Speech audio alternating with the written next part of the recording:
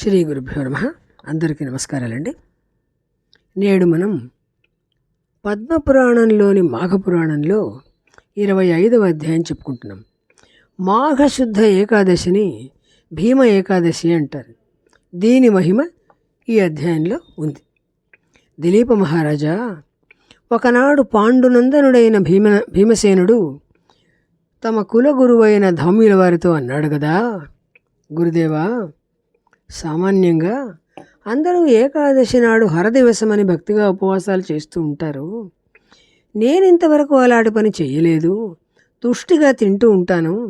నన్నందరూ తిండిపోతని హేళన చేస్తూ ఉంటారు. అదేం ప్రారంధమో, ఆ ఏకాదశి నాడైతే నాకు మరీ ఆకలి ఎక్కువైపోతుంది.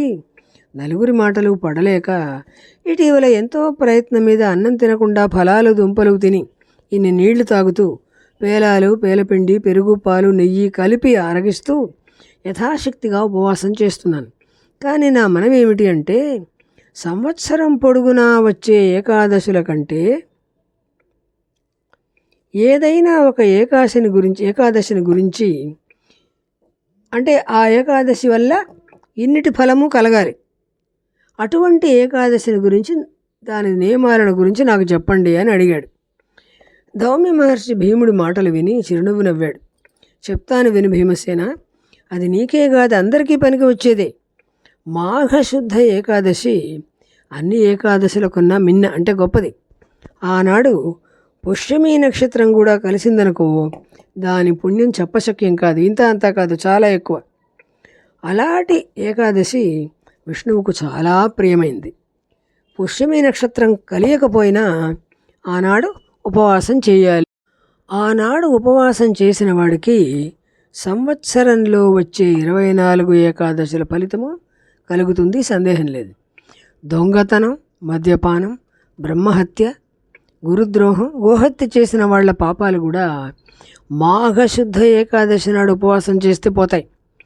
భూదాన ఫలం, ఏకాదశి వ్రత ఫలం త్రాసులో తూచినట్లయితే ఏకాదశి ఫలమే బరువుగా తూగుతుందట. దశమి నాడు ఒంటిపూట భోజనం చేసి ఆనాటి రాత్రి ఏకాకిగా నేల మీద పడుకుని, అంటే భార్యలు ఉన్నవాళ్ళు భార్యలతో పడుకోకూడదు అని చెప్పడం, తెల్లవారుజామున లేచి స్నానం, సంధ్యావందనం మొదలైన నిత్యకర్మలు చేయాలి.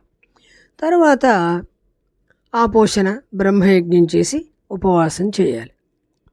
పురుషోత్తమ, పుండరీకాక్ష, అచ్యుత, ఈనాడు ఉపవసించి రేపు పూర్వాయామంలోనే పారణ చేస్తాను. ఏదైనా ప్రమాదం వల్ల ఈ వ్రతం విఘ్నం కాకుండా నీ దయ వల్ల నెరవేరాలి అని శ్రీహరిని మనస్ఫూర్తిగా ప్రార్థించాలి. తరువాత యథాశక్తిగా కృష్ణుడి ప్రతిమను చేయించి ఒక మండపం మీద ప్రతిష్ఠించాలి. దాన్ని షోడశోపచారాలతో పూజించాలి. ఆ పగలంతా ఫలాలతో, దుంపలతో, నీటితో ఆకలి తీర్చుకోవాలి.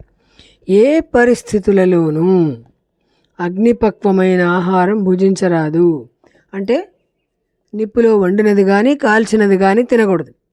మండపం ముందు 4 వైపులా దీపారాధన చేయాలి. దశావతారాల సంకీర్తనతో దైవాన్ని ధ్యానించాలి. తరువాత నైవేద్యం సమర్పించాలి.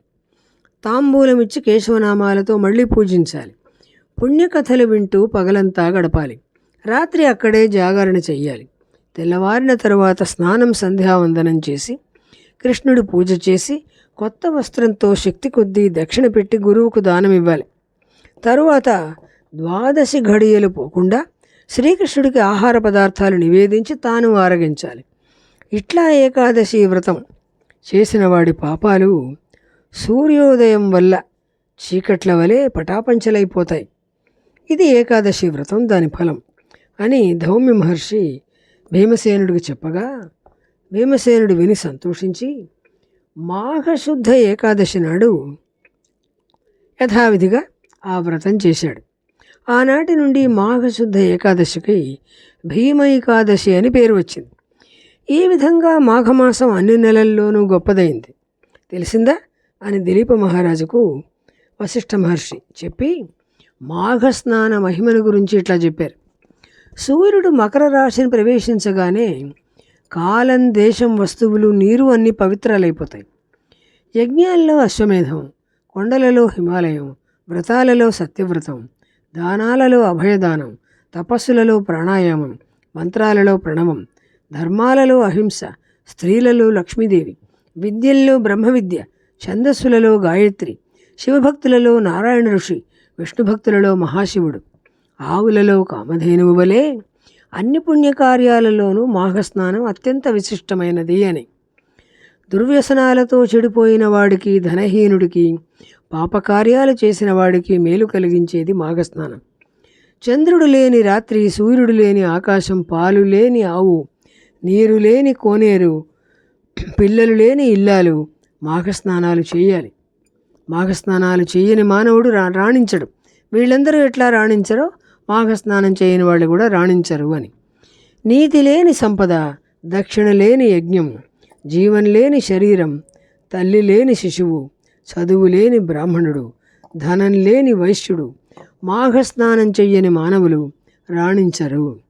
నిష్కామంగా కానీ కోరికలతో కానీ మాఘస్నానం చేస్తే పుణ్యం వస్తుంది అంటే భక్తితో చేస్తే బ్రహ్మలోకం వస్తుందని వేరే చెప్పాలా? అన్ని లోకాలలోనూ బ్రహ్మలోకం వలె అన్ని మాసాలలోనూ మాఘమాసం ఉత్తమోత్తమమని మన పెద్దల వాక్కు.